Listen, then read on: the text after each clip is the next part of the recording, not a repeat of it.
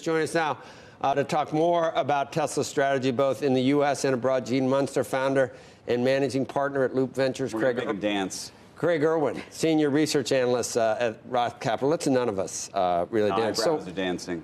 I was just reading the notes, Craig and Gene. I mean, that's still a lot of money. Most cars cost less than 100,000 yuan in China, and this is 300,000 yuan. Is this as positive as it seems, Craig?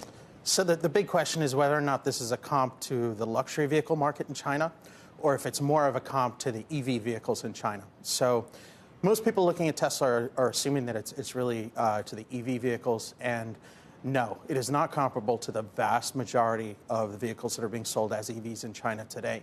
So the luxury vehicles, yeah, there's a lot of tier one automotive companies that make most of their money actually selling into China. So, Tesla's going to have to aim to compete against them rather than take a pre-existing slice out of the EV market. Gene, you buy into this completely, right? You got a $125 billion market cap estimate. It was 80 before the move today. It's probably 90. It's double Ford's market cap right now. You think all this is not hype from China? This makes a big difference to the company.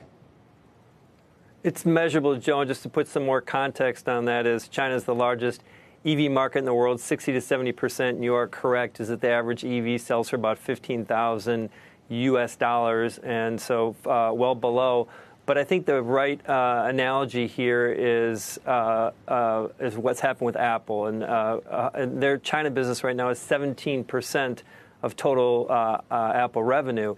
And right now, China, for Tesla, in the most recent reported quarter, the September quarter, was 11%.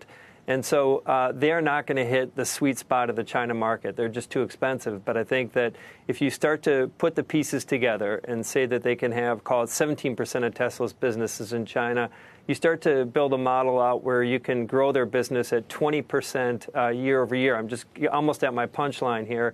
If you do that, 20% growth for the next few years, they'll probably grow at 30% this year, and put a 10% operating margin on that a few years out, which is debatable, but I think achievable. And a 30 multiple on that, you get to $150 billion. So there's room. There's room there, and I think that ultimately, despite all of the company's flaws, I think that they are tapping into two undeniable truths around electrification and autonomy that investors will reward with even a higher market cap. What do you think, Craig? I think anytime you just assume a straight line growth rate is a little bit tricky, particularly when you're dealing with a pre-established market where economics rule at the end of the day. It's also kind of like a lot of people out there assume Tesla's operating in a vacuum. Fisker this week launched the Ocean. We'll see whether or not his price points that he's talking about are aspirational or realistic.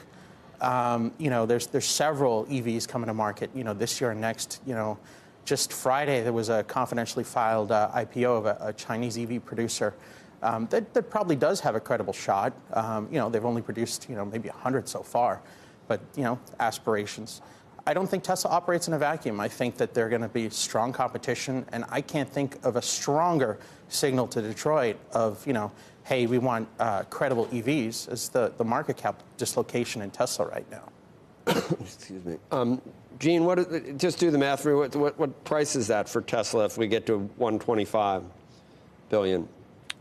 Well, let's do 150 because that math is fresh in my head. That would be $900 a share. Okay, so like almost a double from here.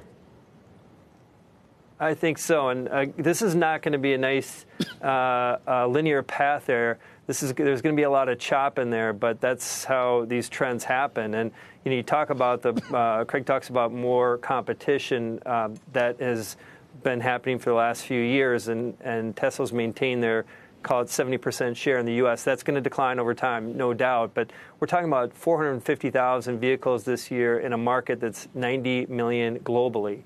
And so when I think about that road to a higher market cap, there's some asterisks there that Elon needs to continue to behave. But I think that the market, and most importantly, I think that their technology has this 10-year head start, very similar to what happened to AWS, and a lot of people ignored.